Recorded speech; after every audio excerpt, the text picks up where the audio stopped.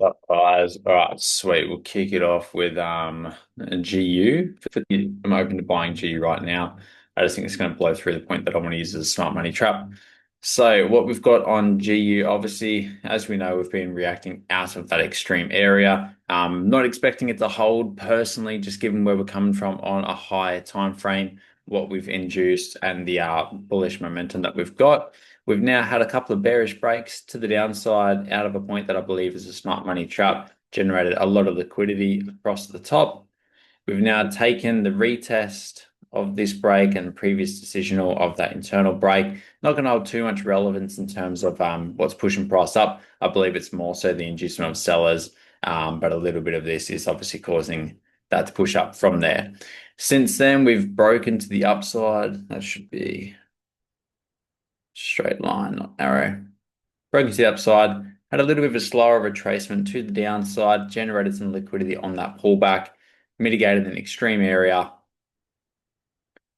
We have then a broken 5-minute structure, little inducement, mitigation, break, little inducement, break, left our extreme, inducement into extreme, following with the bullish momentum, mitigating it now at this point, which I believe will be a smart money trap. Happy to buy through here, open to buying through here, depending on what structure's formed. If we get something like this, I'll be open to working like down here, targeting this, and ultimately the inducement of that area. Whether I'd hold to there or not's a different story.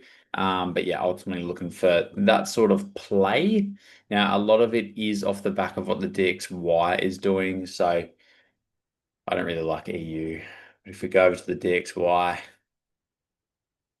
all right. On the DXY, we are bearish externally on the 15-minute. We're bearish externally on the 4-hour as well. With mitigating the decisional of our 4-hour break, getting really strong reaction from it since. We've now retested internally the 15-minute break, had that inducement to the downside, generated the liquidity, swept this point, mitigated this whole area, which is a demand to supply that created that break of structure, and we're getting a little bit of a sell-off since. So I do think we've got good potential to push down from here with the DXY at the very least until we take something like this area, that retest of that break. But I am seeing that as retest currently, and obviously getting a little bit of a reaction from it since. So I'm happy to follow it along with that. I'm just going to keep GU up here as well because I am open to sell out buying it. And the issue with GU is we don't have a lot of structure to work with for buyers.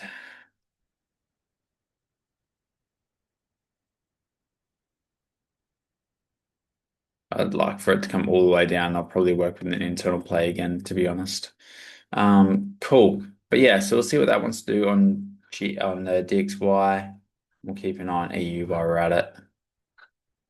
Cool. All right, EU. EU I don't love. So EU's at the top of this 15-minute leg. It has swept this point here, which I don't really see as a whole lot, but clearly it's given quite a strong reaction to it. It is a bigger demand to supply area, and did lead to a lot of price action being induced. So it obviously holds weight in the market. We're reacting, however, though, from this area, which is the last pullback before the break. However, it took no liquidity. So I don't personally see it as a valid area of mitigation. I've actually got this area here as my decisional point. This area is more so actually highly probably going to be a smart money trap. However, given what the DXY is doing and what GU is doing, we may get a bit of a bullish push from here. I'm not looking to do anything with EU though. I'll be waiting for EU to come up here and I'd actually be open to selling it. So yeah, I'm not looking to do anything with EU at the moment. If EU were to induce this, come down, it is a 50% of Asia inducement. It is a mitigation of this area here, and it is an inducement of retest. So it very well can push up from there.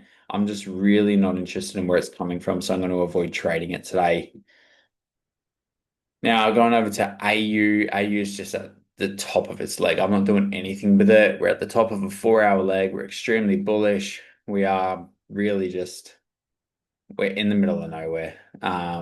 It's clearly coming for this supply area, but yeah, we're in the middle of nowhere on AU, so I'm not going to even bother doing anything with it. Cool. EG. mitigating this point here, which is the extreme of our 15-minute leg after breaking a 4-hour low, pushing very aggressively up into it. Got that break to the downside. So we'll see what it wants to do after the inducement of that. Obviously getting a little bit of a reaction since, nothing too crazy, and not going to hold too much relevance in current price action. Going to be playing it off of what obviously GU wants to do. If it can come down and induce this, that'll be much nicer. But yeah, really ultimately today just got the focus on GU, and I'll just keep an eye on what EU wants to do. And yeah, we'll take it from there. There's no news or anything until later on for New York. We've got that red folder all day news again, so shouldn't cause too much impact on the market. It didn't yesterday. Be patient with it. We had that really good sell yesterday that most of us caught, so well done to everyone that did manage to catch that.